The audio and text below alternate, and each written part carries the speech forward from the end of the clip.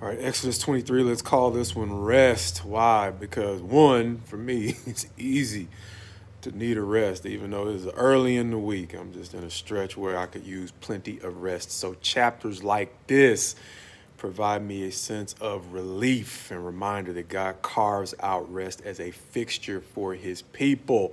Literally here, kind of referring back to something we saw a few chapters back, but also beyond just providing a time period of rest, he's going to help us see the elements that allow us to have quality rest during the time allotted. But let's start off with the time. He is going to say, verse 10 of chapter 23, for 6 years you shall sow your land and gather in its yield, but in the seventh year you shall let it rest and lie fallow, that the poor of your people may eat, and what they leave the beasts of the field may eat.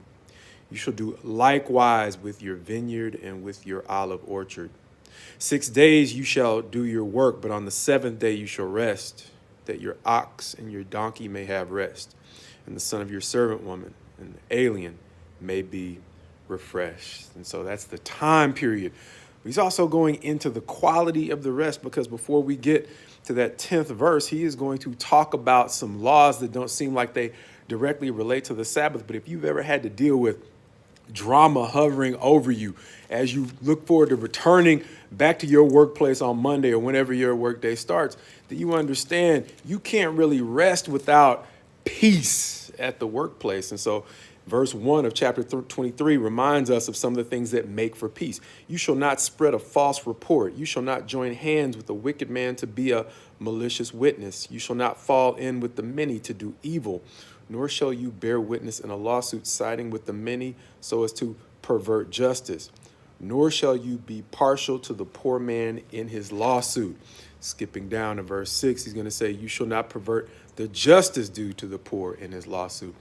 Emphasizing again God's emphasis on fairness and justice, but making it more practical, understanding that your quality days off have a lot to do with what's going through your mind and your spirit during your downtime. And so God is talking about making sure that you maintain an environment in which people don't have to worry about being backbitten on their days off. They don't have to worry about being conspired against during the time people have away from the job. You've heard it before. An idle mind is the devil's workshop. And so rest, or a Sabbath rest given to people with wicked intentions, is misery for those who are trying to serve God.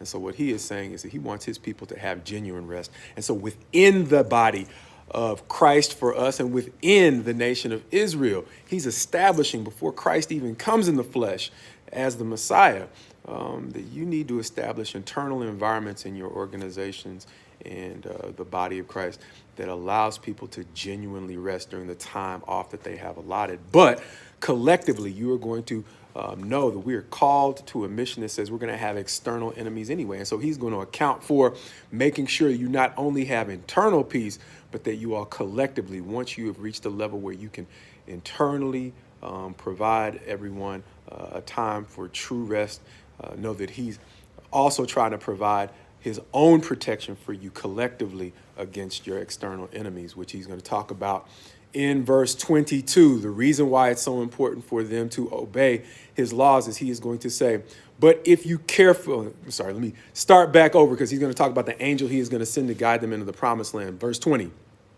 behold, I send an angel before you to guard you on the way and to bring you to the place that I have prepared. Pay careful attention to him and obey his voice.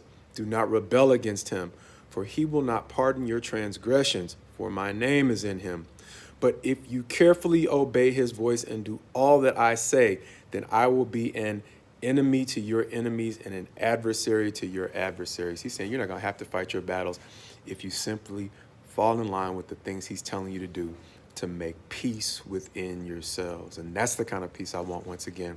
Once again, God is promising his people that he will fight their battles insofar as he's not having to fight battles with them, trying to get them to stop fighting battles with one another. And so may we have not only the time that God has allotted us for peace, but the quality of rest that he wants us all to have as we recall this chapter that talks about God's Sabbath.